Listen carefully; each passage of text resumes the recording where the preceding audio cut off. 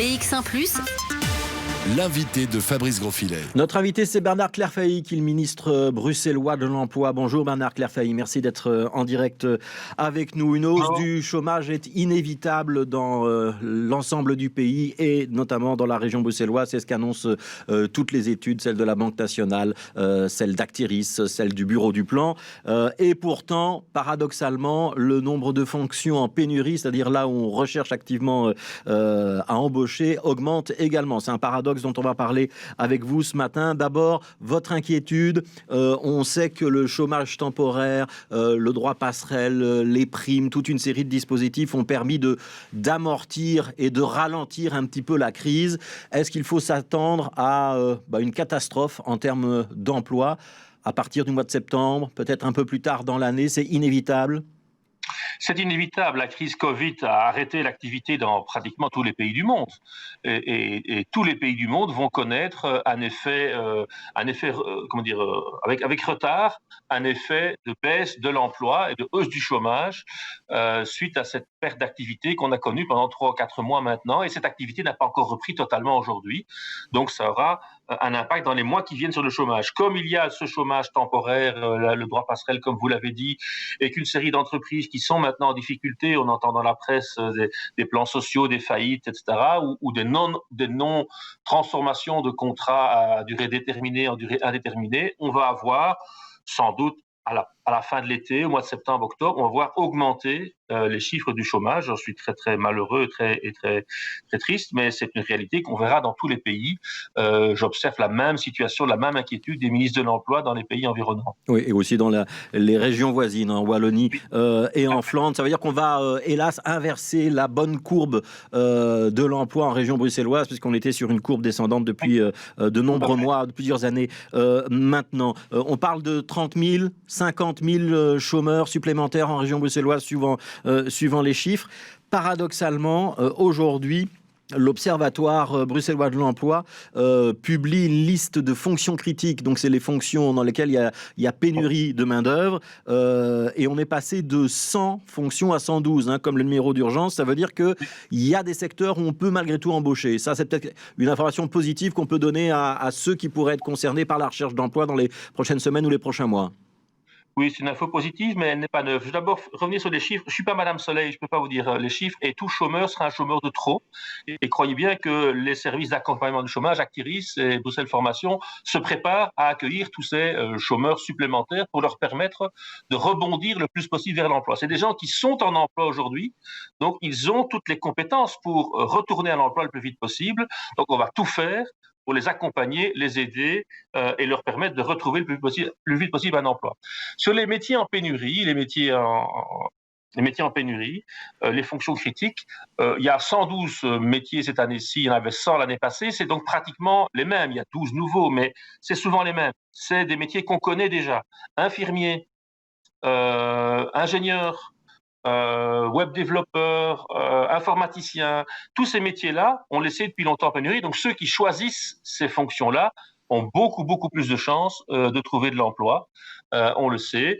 Cette liste est publiée sur les sites internet et donc tout le monde peut s'y référer. Oui. Il y a quand même des nouveaux métiers qui apparaissent dans cette liste. Dans les 12 nouveaux, il y a médecin, dentiste, diététicien, assistant en soins hospitaliers. Ça veut dire qu'on sent quand même que dans les métiers de la santé, là, il y a un appel d'air. Oui, dans les métiers de la santé, depuis très longtemps, il y a une pénurie d'infirmiers, on le sait. Les hôpitaux plaident sans cesse pour qu'on trouve des solutions. C'est pour ça que je suis sorti récemment dans la presse pour répondre à Madame De Bloch, pour dire qu'il faut réellement améliorer les conditions de travail du personnel infirmier. C'est pas uniquement l'aspect rémunération, c'est l'aspect stress au travail. C'est le nombre d'infirmiers qui doivent prendre en charge les patients dans les hôpitaux et les maisons de repos. C'est ce poids du travail qui rend ce métier, qui est pourtant un métier passionnant, un métier de contact, un métier de service essentiel. C'est ce qui rend le choix de ce métier difficile pour certains. Donc, il faut de meilleures conditions de travail pour que plus de gens embrassent cette carrière. Mais il y a des nouveaux métiers dans la liste. Conseiller fiscal, par exemple, éducateur, peintres en carrosserie, ouvriers spécialisés en construction, notamment pour la rénovation du bâtiment. Ce sont des métiers qui, à l'avenir, vont être en forte demande dans le secteur de la construction en particulier. On va devoir rénover les maisons avec des technologies nouvelles. C'est des vraies technologies du bâtiment qu'on a besoin. C'est plus l'image d'Épinal du maçon qui doit porter son sac de ciment sur le dos. C'est des métiers de technologie dont on aura besoin pour les matériaux modernes qui vont permettre d'isoler les maisons. Donc, il y a des tonnes de métiers en pénurie dans lesquels on a plus de chances de trouver de l'emploi si on a envie de développer ces talents. Alors, on ne devient pas médecin ni même infirmier en quelques mois, mais par contre, est-ce qu'on peut dire que pour ceux qui vont arriver sur le marché de l'emploi, il y a des formations qui peuvent être proposées par Bruxelles Formation et qui permettent, dans un temps raisonnable, je parle peut-être en 6 mois, 1 an, d'avoir une formation dans l'un de ces métiers en pénurie, ça existe ou pas ? Oui, il y a une très forte demande, principalement en raison de la digitalisation de l'économie, web développeurs, des gens qui ont des compétences informatiques, et il n'est pas nécessaire de faire 4 ans d'études ou 5 ans d'études pour être ingénieur informaticien.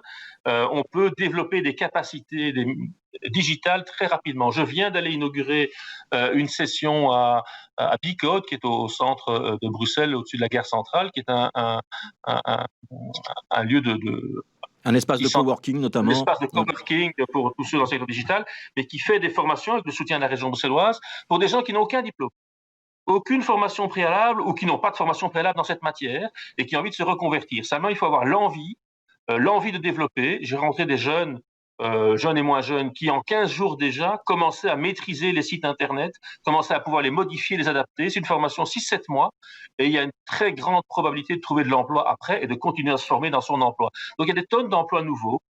Et il ne faut pas nécessairement 5 ans d'études pour le faire. Voilà, donc pour tous ceux que ça intéresse, renseignements évidemment sur le site d'Actiris et sur le site de Bruxelles Formation. Je voudrais juste un mot de votre part sur l'inquiétude autour de Brussels Airlines. On sait qu'il y a eu un accord pour sauver Lufthansa hier. Est-ce qu'il y a encore de l'inquiétude pour Brussels Airlines ou est-ce qu'on peut pousser un ouf de soulagement et se dire que la compagnie très active à Bruxelles et qui représente quand même un paquet d'emplois, même s'ils ne sont pas tous pour les Bruxellois, on sait qu'il y a beaucoup de travailleurs flamands, cette compagnie elle est sauvée aujourd'hui ou pas ? Je n'ai pas d'informations de dernière minute. Je sais que le ministre De Croo travaille beaucoup pour essayer de trouver une solution pour Brussels Airlines. C'est le gouvernement fédéral qui doit évidemment prendre des mesures éventuelles pour donner une aide à l'entreprise pour lui permettre de maintenir ses activités, tout en sachant que le secteur aérien est un secteur qui va connaître des transformations dans les années futures, mais il est essentiel dans l'urgence qu'on maintienne une série d'emplois. C'est très très important.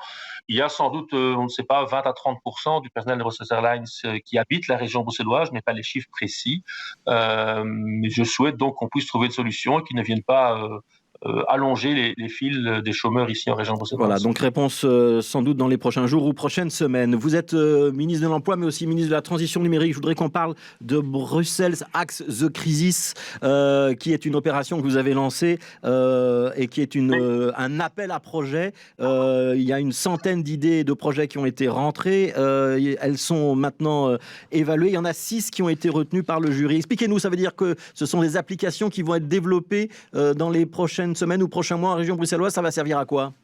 Oui, donc l'idée, c'est que la crise a modifié beaucoup de nos comportements. On a besoin de technologies nouvelles pour faire face à ceci. On veut faire de Bruxelles une smart city, donc développer la capacité à utiliser et développer dans la ville des nouvelles applications. On a lancé un appel à idées, 109 idées sont arrivées.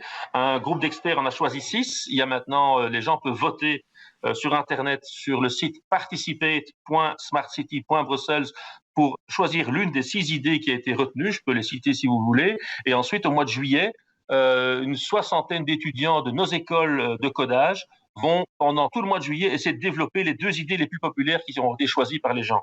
Il y a des idées simples, comme par exemple une app mobile multifonction pour les cyclistes, où trouver tout ce qui concerne le vélo, par où passer, les circuits, où déposer son vélo, ou louer un vélo en région bruxelloise. Visualiser les données sur l'environnement, toutes les données environnementales, la pollution de l'air, les espaces verts, toutes ces questions-là. Un outil qui mesure la densité de personnes sur un espace public. Est-ce que je peux aller sur la place Flagey aujourd'hui, il n'y a pas trop de monde, ou est-ce qu'il y a peu de monde? Est-ce que il y a même une application de manifestation virtuelle, ça pourrait aider certains bourgmestres. Tout à fait, une app de manifestation virtuelle ou pour apprendre à communiquer en public dans le contexte de distanciation sociale, pouvoir faire des conférences, entre guillemets, à distance. On a peut-être besoin de tout ça, aux gens de choisir quelles sont les applications. Et donc, l'application retenue, elle sera donc développée, financée, financée par la région bruxelloise. On pourra les utiliser en vrai à la fin de l'été, à la fin de l'année. J'espère, exactement. À la fin de l'été, qu'elles seront en application. Donc, c'est participates.smartcity.brussels pour voir la liste et pour pouvoir voter. Une toute dernière question, très rapidement, Bernard Clairfailly. On sait que ça fait un gros débat, qu'il y a une manifestation en préparation. On pourra ou on ne pourra pas porter le foulard islamique, le voile, dans les hautes écoles qui dépendent de la région bruxelloise à l'avenir? La région a décidé d'avoir une vision inclusive de cette question, et de permettre que dans les écoles d'enseignement supérieur de la région bruxelloise, pour les enfants, enfin les élèves qui sont, les étudiants qui sont majeurs, qu'ils puissent librement porter le voile. Il s'agit de permettre à tout le monde de se former, trouver un emploi, participer à la vie sociale. Il n'y a pas de raison d'avoir une attitude fermée à cet égard. Donc la réponse est oui, si j'ai bien compris la réponse. Merci Bernard Clairfailly, ministre de l'Emploi, d'avoir participé à cette interview. Je signale que demain, l'invité de Jean-Jacques Deleu dans Les Experts, ce sera Françoise De Smet du PTB. Merci à vous, bonne suite de journée.